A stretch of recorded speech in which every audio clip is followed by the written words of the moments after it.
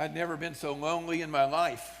I was 25 years old, and I was going off to Louisville, Kentucky to begin my seminary. I had to leave my family and my friends behind, all my college friends, and I was there, and I was alone, and I was kind of out of place, and I didn't know what to do. And I went and visited a church, and that morning they were talking about a retreat they were having for the singles of the church. And so I thought, well, that would be nice. I'm single and I'm lonely. I'll go to this retreat that they're having next weekend. And so I went, and as I arrived at the retreat house, there was a guy sitting out on the front porch with a guitar, and he was playing America's "This Is for All the Lonely People." Y'all may remember that one, "This for All the Lonely People." Thinking that life has passed them by, don't give up until you drink from the silver cup and ride that highway in the sky. I think he was trying to welcome us and say, all you single folks are welcome here. We see you. But it just made me more lonely. I thought, that sounds awful. I just wanted to kind of go over and take the guitar and smash it and say, don't talk about how lonely I am. You don't really understand it. You know, there are so many songs about loneliness. It's a universal experience that we all have, and it sells. Patsy Cline sings "Crazy. I'm so crazy for feeling so lonely." Elvis sang "Are You Lonesome Tonight?" Hank Williams sang "I'm so lonesome I could cry." It talks about the song of the lonely whippoorwill. Doesn't it just make you feel sad just to hear all that? And even today, they continue to write songs about loneliness. Adam Lambert sings "Another Lonely Night, Alone in the Dark with a Hole in My Heart." Wow, that sounds lonely. And Christina Perry says, 2 a.m., where do I begin? Crying my face off again. The silent sound of loneliness follows me to my bed. It still sells. Why? Because we all experience loneliness from time to time. Of all these songs about loneliness, the one that bothers me the most is the one from the Beatles. Eleanor Rigby. You know that song, "Oh, look at all the lonely people." It takes place in a church of all places. Eleanor Rigby picks up the rice in the church where the wedding has been. She lives in a dream. She waits out the window wearing a face she keeps by the door. Who is it for? And then the second stanza is Father Mackenzie writing the words of a sermon that no one will hear. No one comes near. Look at him working, darning his socks in the night when there's nobody there. What does he care? I don't like songs about church being lonely, about it being a lonely place for folks, or songs about someone preparing a sermon that no one cares about. It feels lonely, doesn't it? We can be lonely sitting in a whole bunch of folks. The psalmist said it this way: "Scorn has broken my heart and left me helpless. I look for sympathy, but there is none. Where are my comforters? There are none to be found." Have you ever felt that way? All alone in life? What is loneliness? It's not just about being alone, is it? It's about feeling that something is missing, that there is some disconnect between you and others who may be around you. We can be lonely even within relationships when we don't feel like we're being understood. Loneliness means that we're not connecting with one another, and it can happen in every stage of life. Think about it. From childhood, babies crying, we call it what? Separation anxiety. They're afraid of being alone. We send our kids off to the first day of school, and we're worried for them that they're going off all by themselves. Maybe when you were a kid, you had some friends that moved away from you. I remember in 3rd grade, I had made 2 good friends. Mike Beers lived right up the street, and right across from him was Chris Jones. That summer came after 3rd grade, and Mike told me, "We're moving. My dad's getting transferred." And I thought, well, I got Chris. I can play with him. And went over to his house, and Chris said, "My dad's being transferred. We're moving." And both my friends were gone in just a flash. We all experience loneliness. Adolescents experience loneliness. In fact, adolescence and young adulthood is some of the loneliest times of life. It's when you're searching for identity, when you're trying to break from your parents and your family and establish yourself, and you can feel all alone in this. Young adults leave off for college or to their careers, and they begin searching for meaning in life, searching for a place in life. When you're in the middle of your life, those meeting adults, you get caught up between your parents and your children. You can think, I'm all alone in this, and you can lose yourself. And those who are older adults, you too can face loneliness.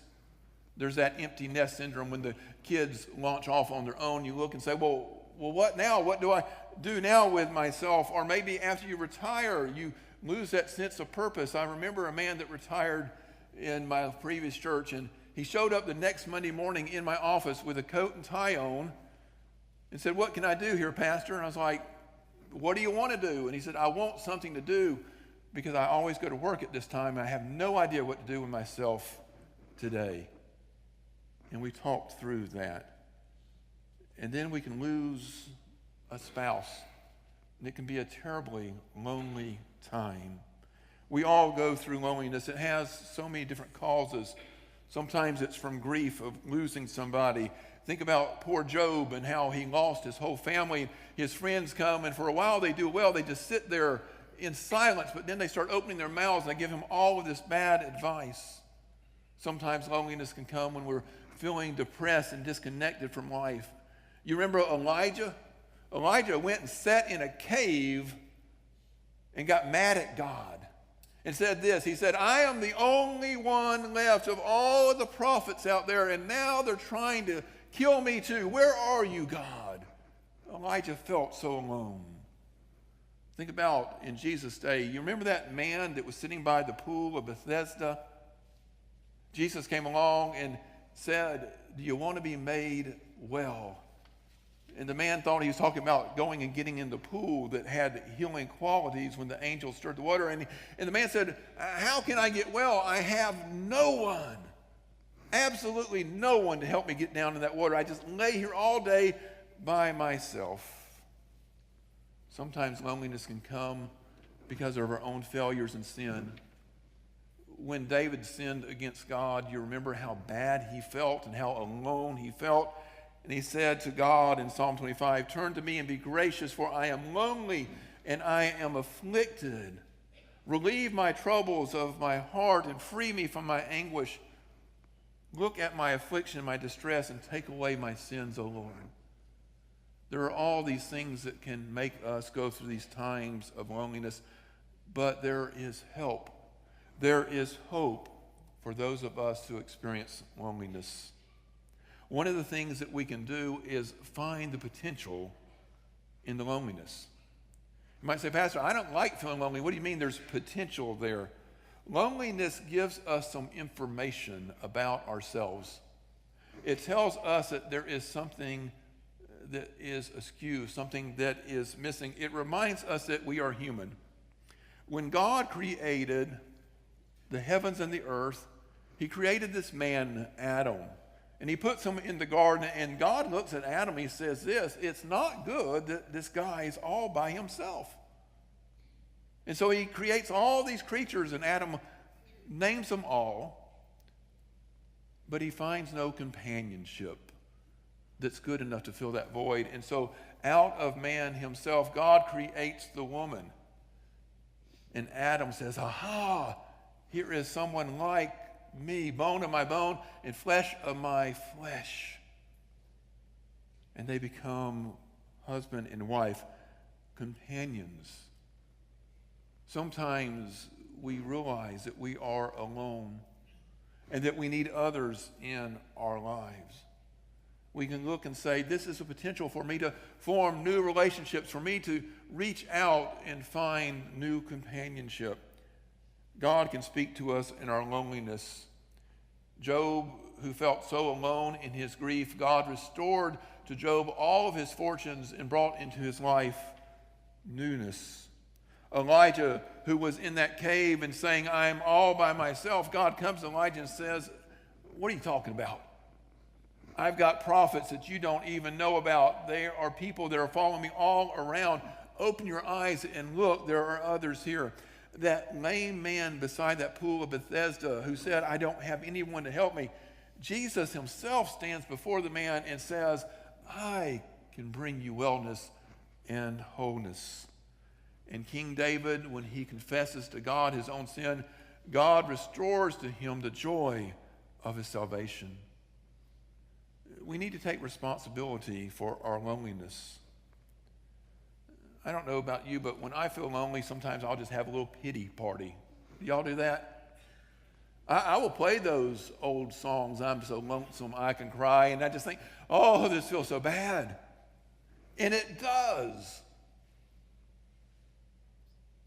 But I can also take responsibility for myself. So many times we give our power away. Have you ever sat there in your loneliness and said, God, if you really love me, you'll send somebody to come and talk to me? Or if they really love me, if my church really cared, someone would pick up the phone and they would call me. I said that to someone once, and they said, well, Nelson, don't you have a phone too? If you're feeling this way, maybe there are others that might feel this way as well. When we are lonely, it doesn't mean that we need to give all of our power away to form relationships. We can take responsibility for this emotion, and we can look at ways that we can find companionship, especially within God. We need to identify our source of loneliness. Usually loneliness tells us something's going on in our lives. What is it that is missing? Are we going through grief? Have we lost someone? Loneliness is a part of that transition and that travel. But there is help. There are others who have been through grief, who have been through loss, who can walk that road with us. And our church walks that road with so many. Are we depressed? Do we need to go and seek counsel and to find out what is this that is within me that's telling me there's some unmet need? Is it a physical illness? Sometimes when we are physically ill, we feel so alone. We feel so vulnerable. Do not get disconnected from those who love you and whom you love. When we are lonely, it gives us opportunity to work on ourselves, to look at ourselves and in our loneliness, to remind ourselves that we are of immense value to God, to grow our own self-esteem, to sit down and list all of the strengths and all the blessings that God has placed in our lives, and then to say, God, where in all of this that you've done for me can I do something for you? One of the best cures for loneliness is to see what God has done for you and to share that with others whom God calls you to go out and be with. To sharpen our relationship skills. Do we need to work on communication? I don't know about y'all, but I always need to work on communication. How I'm saying what I feel and how I'm hearing others. Do we need to work on being a friend? Did your mama tell you what my mama said? To be a friend, to have a friend, you must be a friend. Did they teach you that growing up? That you also need to be a friend. To open yourself up and to risk relationship with those who can be trusted. To expand your circle of friends. Tell you a secret. There is no one person, even your spouse, that can meet every one of your needs. We all need multiple folks with multiple gifts who can listen to us and share this walk with life, and we need new friends. I remember when I was in Louisville, as I was telling you, and it was such a lonely time, I remember sitting in the cafeteria by myself thinking, I hate eating by myself.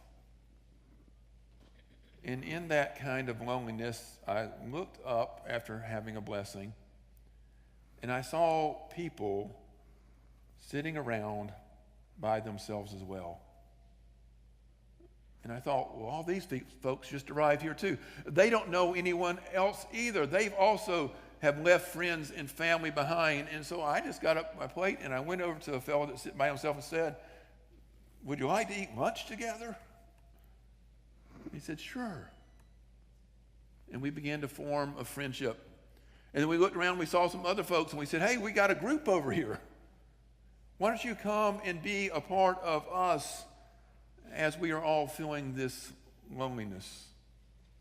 You see, the church needs to be a community of faith that reaches out to everyone in need.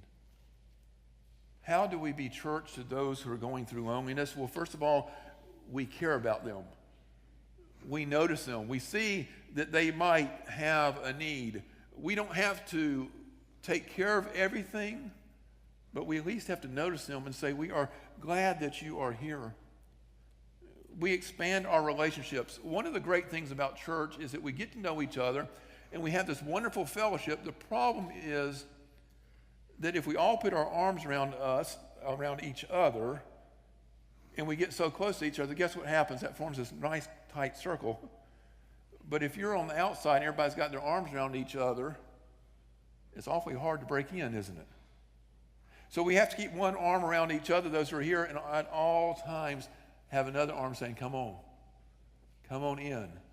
First Baptist, this family of faith welcomes you too. You're a part of this. You can belong here. One of the best ways to be aware of folks who are lonely and to help them is to remember times that you were lonely. Have you lost a friend? Look around. There may be others that share that experience that could use your help and you could be together. Are you going through some kind of transition, some kind of move? Maybe there are others who have experienced that as well. Are you in grief? There are others who can walk that path with you. How are we there for those who are lonely? We are present. We show up in their lives and we say, we're here. We may not understand everything, but we do care. And they may look at us and say, how do you care? How do you know? You can't understand. Only God can understand my loneliness. And we say, aha, you're right. Only God truly understands. And that's why if you're experiencing loneliness, or when you experience loneliness, for we all do, ultimately we turn to God. Did you hear the passage this morning about Jesus? It says Jesus went off to this deserted place. In the King James it says he went off to a lonely place, but he was not lonely.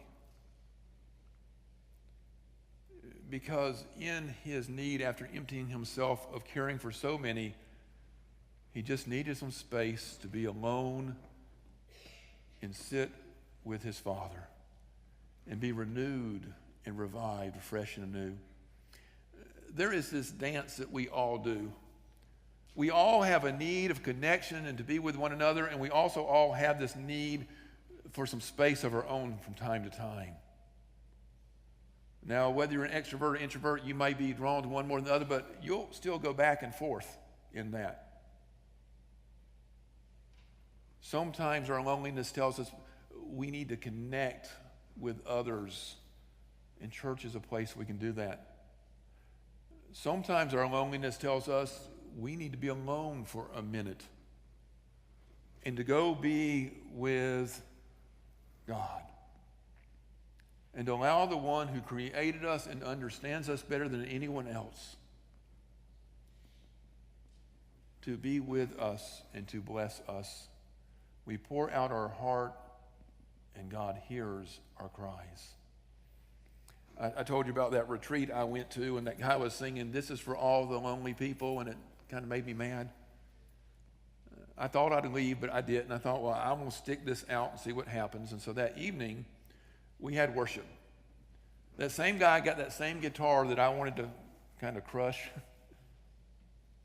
and he started playing Amazing Grace.